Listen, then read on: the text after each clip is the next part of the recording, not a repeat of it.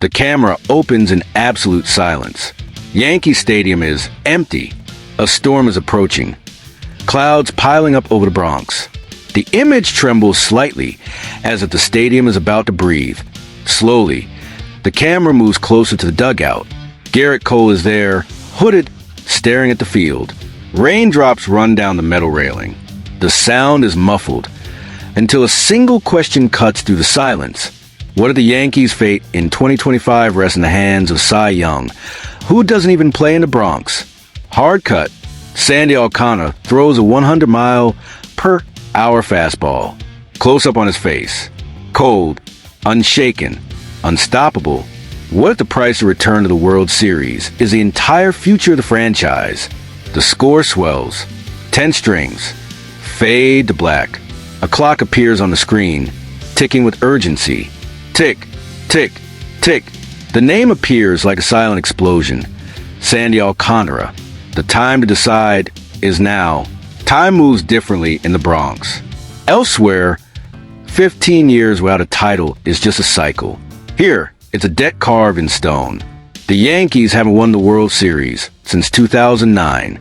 Since then, they've watched rivals like the Astros and Red Sox lift trophies. They've seen generations pass, and the ghosts of the past continue to haunt the present. The pressure here is historic. It's genetic. It's the weight of Babe Ruth, of Yogi Berra, of Reggie Jackson, of Derek Jeter. Every season, the roster doesn't just play against opponents. It plays against its own history. When Gerrit Cole went down early this year, the castle of carefully laid plans collapsed. The rotation that once seemed deep is now fragile. The bullpen is being pushed to the limit, and the question started to echo within the front office. Do we wait, or do we act? And it was in that silence, behind the closed doors of the front office, that one name began to gain strength. A name that changes destinies. Sandy Alcántara. According to Jack Curry, Ken Rosenthal, and other league insiders, the Yankees have been monitoring Alcántara's situation for months. The Tommy John surgery brought concerns, but his return in 2025 has been efficient, measured, and with the same presence of an ace. His contract is a gem. Multiple years of control at a fixed price. And the impact he can have can't be measured in numbers. But the numbers exist, and they're terrifying, because the cost is enormous. The behind-the-scenes proposal involves 4 of the Yankees' top 10 prospects. Outfielder Spencer Jones, 6 feet 6 inches of raw power. Ben Hess, a promising arm with above-average command. The versatile Roderick Arias, an infielder with instincts and explosive offense. And Brock Selvage, a lefty who impressed in the Arizona Fall League. We're talking about letting go of what the Yankees have been building for years. The foundation that could support the team after the Judge and Soto era. The future identity for an immediate present. But in New York, the present always screams louder. Brian Cashman knows it. He feels it. After the backlash over failed trades like Frankie Montas and Josh Donaldson, he needs to prove he's still the architect capable of building a champion. And this trade, if it happens, could mark his redemption or his downfall.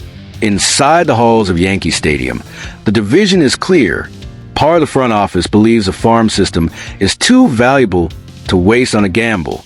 That it's possible to wait until July. That other names will emerge in the market. But another faction, more aggressive, more in tune with the locker room, wants a win now. Because Aaron Judge is not eternal. Because Juan Soto might test the market. Because losing one more year would be unforgivable. And there's more to this chessboard. Behind the scenes, word is a relationship between Sandy and the Marlins front office isn't as solid as it once was. The slow rebuild in Miami, the lack of offensive support, the recent trades, all of it wears thin. And maybe, just maybe, Alcántara is ready for a new stage. One that fits his size. Like the Bronx. If this trade goes through, the Yankees would have something few teams possess. A former Cy Young winner, with October fuel still in the tank. Imagine Alcántara, Rodon, Stroman, Cortez, Schmidt, with Gerrit Cole returning for the playoffs. It might just be the best rotation the Yankees have assembled since 2003. Right now, the rotation's collective ERA is 4.62. With Alcántara, projections drop that to around 3.10. The impact would be immediate, deep, surgical. But what if it doesn't happen? Carlos Carrasco continues to occupy a spot that shouldn't be his. The bullpen remains overworked.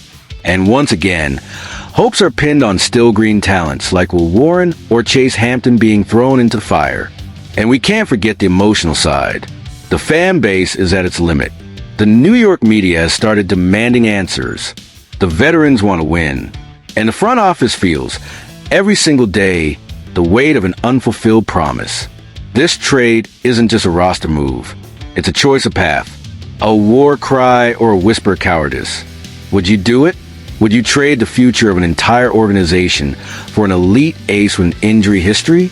Would you burn the bridges to win now? This deal could be the decisive step toward the title or another failed gamble by the Yankees front office. The conversation is open, and it starts now in the comments. In the next video, we'll analyze the front office's plan B.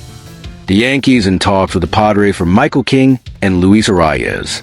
A cheaper alternative, but one that could also split opinions. Subscribe to the channel, hit the bell, and comment. Are you team hashtag Santa to the Bronx, or would you rather hold on to the prospects and wait? Here, every rumor is a living story, and every video is Bronx in raw form.